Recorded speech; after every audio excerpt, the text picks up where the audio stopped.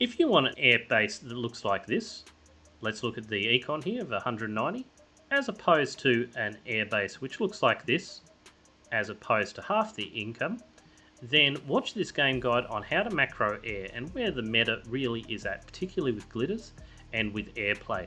We want to focus on not endless aggression, but precise strikes, holding back your hand as best as you can, and really playing a scaling game, because there's no real way for the enemy to beat that other than them doing a successful bombing run, which they're unlikely to successfully do with what I show in this guide. The opposing team's air will be hard pressed to surprise you and have sufficient numbers to take out your base. So we're going to crack on and check out this small gameplay on how to build macro air. And a big thank you also goes out to you guys for loving and supporting my channel. There's a lot of you, more than I ever expected, because it's a very small game. But if you could still send a like or a subscribe or comment on my game, then that's going to go a long way to bringing this bar video to a wider audience and getting new people into the game. So thanks very much for supporting the channel, and let's get cracking with this video. So what we've done straight off the bat, where we can start to see the difference in eco, is I've paid the eco a little bit after they've claimed the T1 lab, and they're actually out of metal. And see, they didn't explode the commander for whatever reason. That's maybe enabled them to keep on going with the different donations they've been getting. So I've tried to nail that very early T2, despite a little bit of a different play from eco. So we're putting these advanced solar collectors down. That's where all our excess metal is going. I have a very light aided construction from my construction aircraft. I build this straight away. I send it over to one of these metal extractors. I ask Eco for my construction bot, which just so happens to be Armada, which is super useful for late game. And we get them busy with the advanced solar collectors. And we get down this early construction turret as well, just to help out with the build power.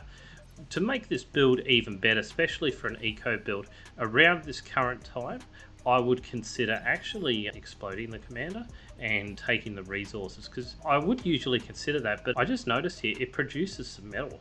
So perhaps that's actually a no-no. Yeah, I knew it produced energy, I didn't realize it produced metal. No, keep a hold of your commander. That 2 metal is better off than going into a T2 advanced soul collector, I think. And it aids in the defense at the end of the day. You could even hypothetically send it up the front line to just be a little bit more effective and do some reclaim or something, but I think that's more APM than we can handle. So we're just going to have the commander assist around the base. I get the constructor over to eco around the 7-minute mark, actually, to pick up my T2. So it's not the earliest T2 in the world. It's okay. It's within the margin of error.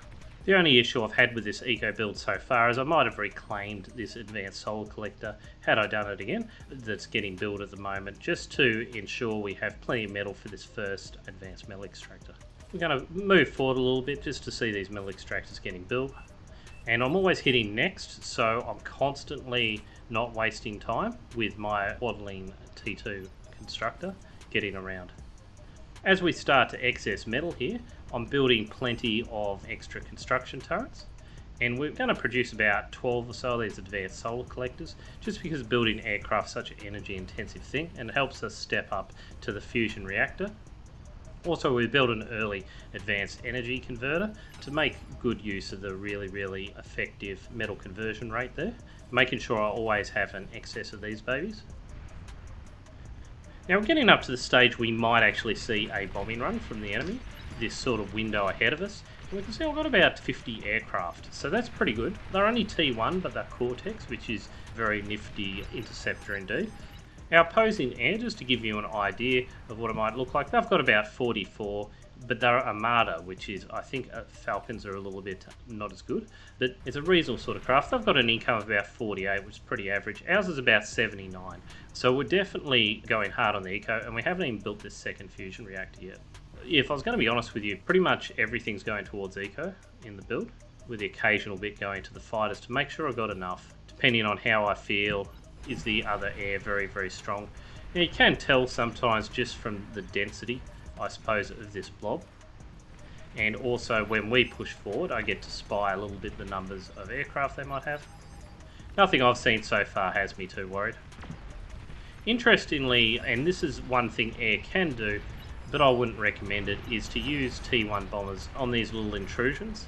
It's really a waste of your force. If I was a more adept air player, although I am punishing it here, if I was a more adept air player, I'd quickly build some bombers of my own and go down and bomb someone's base for just not building enough fighters. But I'm deciding to eco this turn, and the reason is for that is, although that can sometimes be the better play, is to take the riskier move, sometimes it's also better to multiply behind the lines and scale up, because that's 100% guaranteed, unless we get bombed ourselves of course, that's 100% guaranteed success to do that. Where sometimes a bombing run can go wrong for any number of reasons.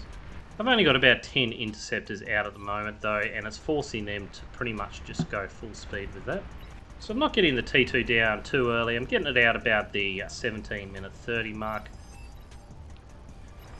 We reclaim the T1 Cortex, and I start trying to scale out more again. Around the same time, I'm actually running into a massive metal glut issue finally. So sometimes we need to go just crazy with these construction turrets to have it all, sort of work out. So despite how weak they were, they quickly got up to about 60 T1 fighters. So it's generally, sometimes they can have many more fighters on the field than you think. So your safe bombing run doesn't work out that way. Quite often you're in a bit of a standstill with the other air player.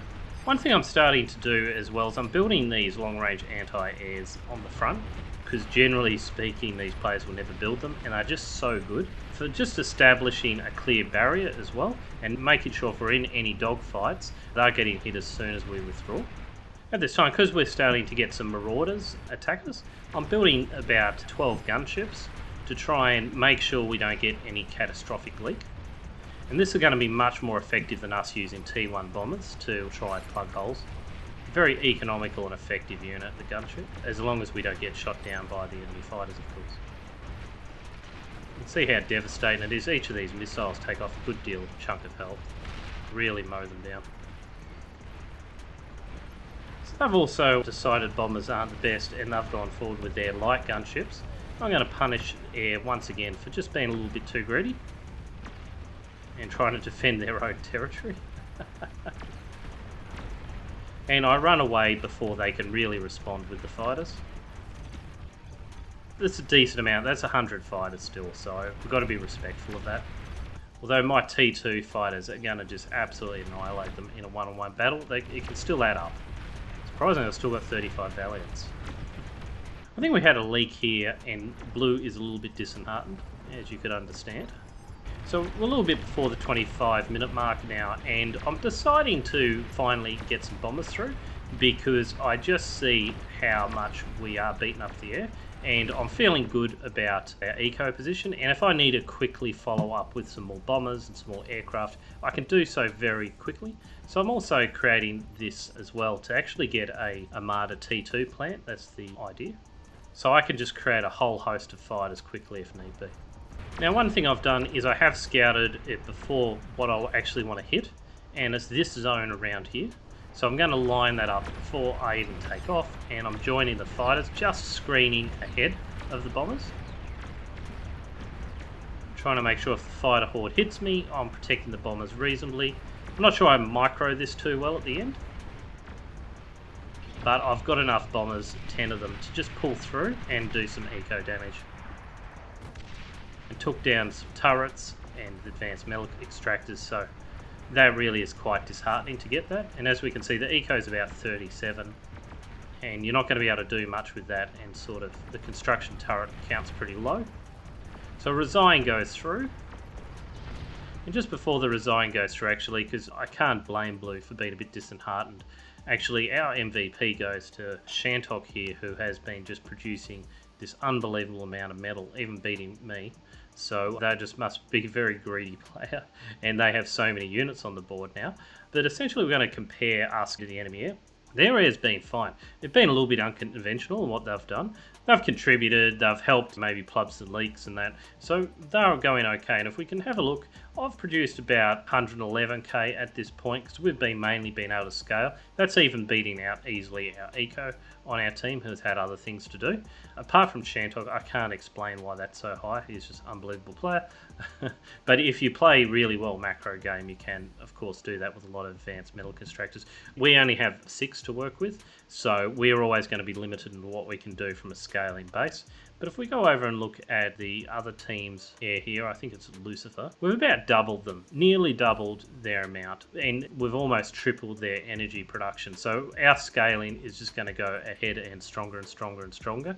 And that's why I would say to you, if you are playing a scaled air game, play defense a little bit, get to the 25 mark, do your bombing run, and then follow it up with continue to air aggression. And if you need to move out of air because they build too much AA, which you're going to do if you knock the air player out or you're too dominant, they will build enough AAA to sort of stop you. Then you transition out of it, you feed your other players, you can build T3 yourself, and lastly you can build a Ragnarok. I don't advise it because it's a broken unit, but if someone hasn't disabled it in the lobby, I suppose it's free to be built, and it's probably the best use of resources, to be honest with you.